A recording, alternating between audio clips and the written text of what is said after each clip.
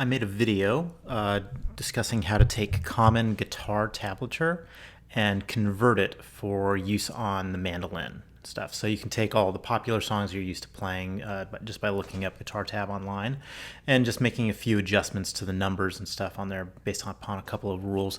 You can take those same riffs and those same passages and phrases and stuff and play them on the mandolin. I'm going to show you two methods for doing this. The first one is, I'm calling it the 2-5-7 rule. I'll explain why it's called that during the video. The second method is, I'm calling it fourths to fifths. It's really how to convert a fourth interval into a fifth interval across stringed instruments. And I'll also discuss which method you should use. So the first one we have here is the 2-5-7 rule. So here we've got the guitar tuning going from bass to treble is E, A, D, G, B, E, and the mandolin is tuned in standard is tuned to G, D, A, E. We don't care about the E and the A strings, so we're going to ignore those. And all we really care about is the D, G, B, and E strings. The 2-5-7 rule is the high E string is going to stay the high E string, so there's going to be no changes there. So you'll add 0 to the number on the guitar tablature. The A string on the mandolin, you're going to add 2 frets to. The D string, you're going to add 5 frets to.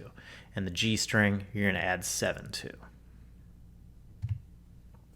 So why does this rule work? So what we're trying to do is we're trying to take a mandolin, we're trying to take the tuning of a mandolin, and we're trying to make it act like the tuning of a guitar. So in order to do that, we need to make the bass pitch of the mandolin the same as the pitch on a guitar.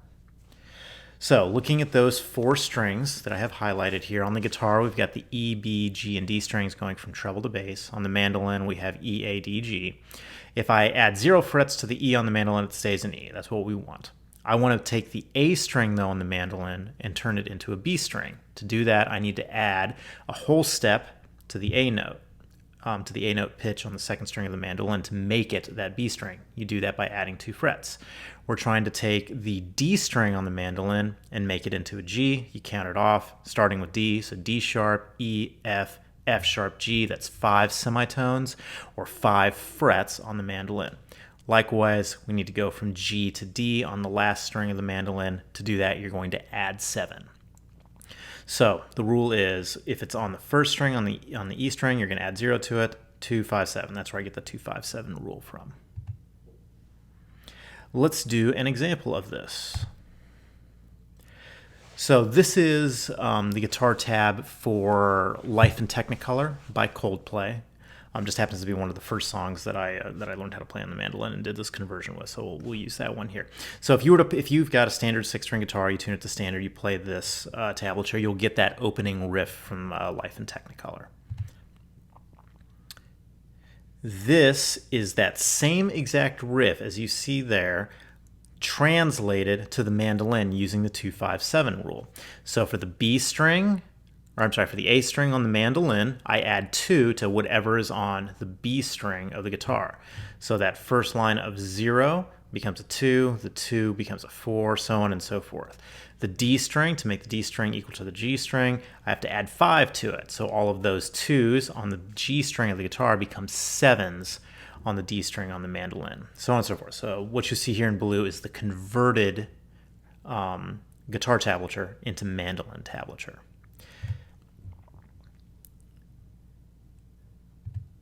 I want to bring up something here called the 7th fret. I'm going to call it the 7th fret rule. And because the mandolin is tuned in fifths, whenever you get to the 7th fret, you're actually playing the next string or the next course up on the mandolin as an open string. So anytime you see a 7, it's actually the same as a 0 on the next string up. So you could play that first tablature I had that has all the 7s on the D string. It's actually kind of hard to play, and it's tricky to play It sounds a little bit off too because the timing and stuff and the pressure that you have to put on the strings and stuff. If you convert all those sevens to zeros on the next string, you'll end up with this new tab here. All the red zeros are the blue sevens from the D string previously. This is much easier to play because you're playing to lots of open strings and stuff. I have a quick video here, and I will show you guys a demonstration of me playing this in the second version where I've converted everything to play off of open strings.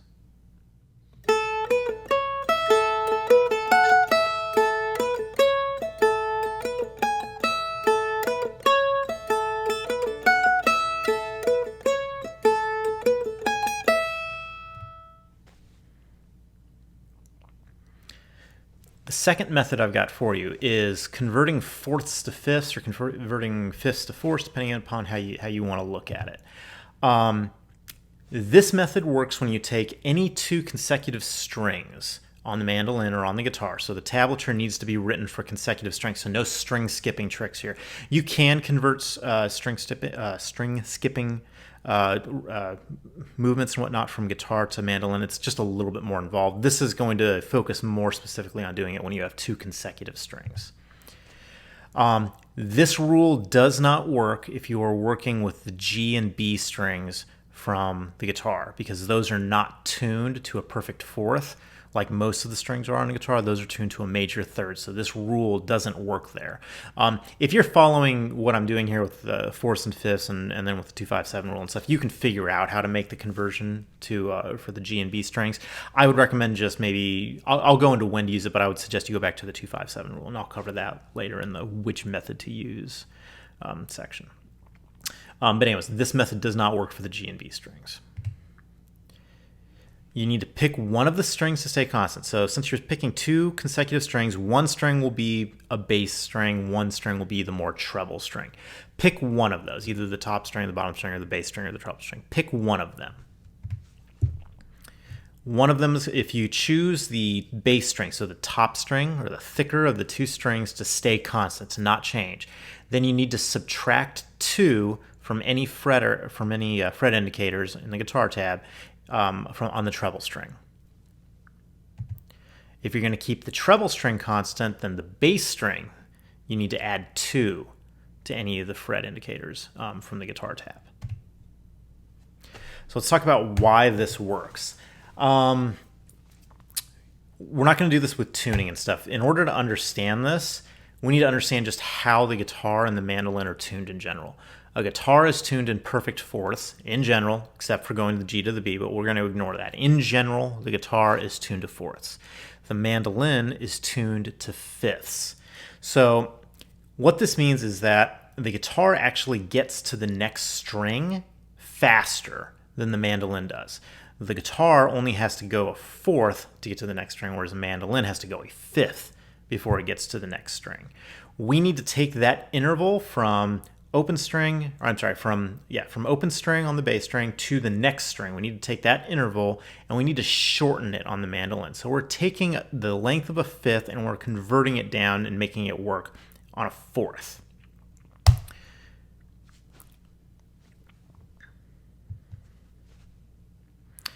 So this brings us to our rules. So if we're looking at specifically, it works best if you want actual pitches here. We're going to look at the A and D strings on the guitar and the A and E strings on the mandolin. An A and an A to an E on a mandolin is a perfect fifth. So I am going to keep the A string constant. So in order to create that fourth that exists on the guitar, I have to take away a whole step from the treble string, from the higher string up. So that's where we take away 2 frets from the E string. If I'm going to keep the treble string constant, then I need to shrink the interval by shortening or moving up the bass string. So I will add 2 frets to the bass string. So if you keep the bass string constant, treble string needs to get shortened or needs to come back 2 frets. If you're going to keep the treble string constant, then the bass string needs to move forward to close the interval. So you're going to add 2 frets there. Let's look at an example for this. This is the guitar tablature for Crazy Train by Ozzy Osbourne.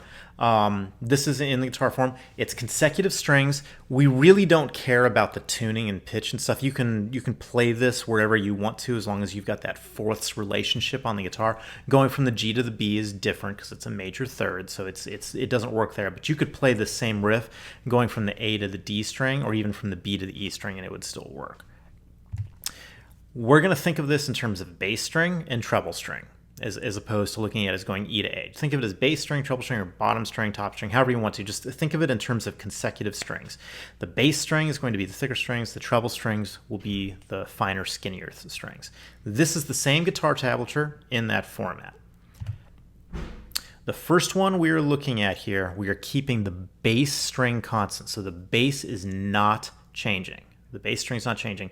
So by our rule, we have to subtract 2 from any of the fret markers or fret indicators on the treble string. So the 4 becomes a 2, the 5 becomes a 3, so on and so forth. And we'll end up with this tablature.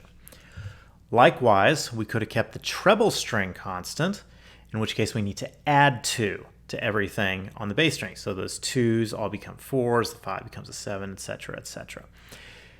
Open strings are easier to play. So in the video I have of me playing this that I'll show in a second here, I use the middle one. So the first one where I keep the bass string constant, that is the way that I play this song.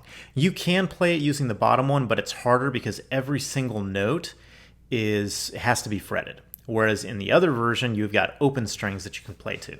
And open strings are just very easy to play to whenever you can use it. So when it comes to making the decision, do I keep the bottom string, or do I keep the bass string constant, or do I keep the treble string constant? Just decide what you want it to sound like and how you want to play it. One of these methods will be easier to play. One of these will fit the key. It depends on context on which one you use. For me, I don't generally play with other people, so I'm just learning stuff on my own and stuff. So if I can play to an open string, I'm going to play to an open string.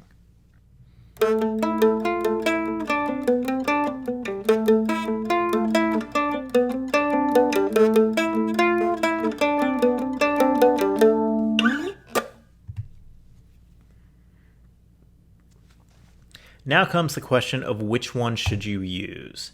So the 2-5-7 rule.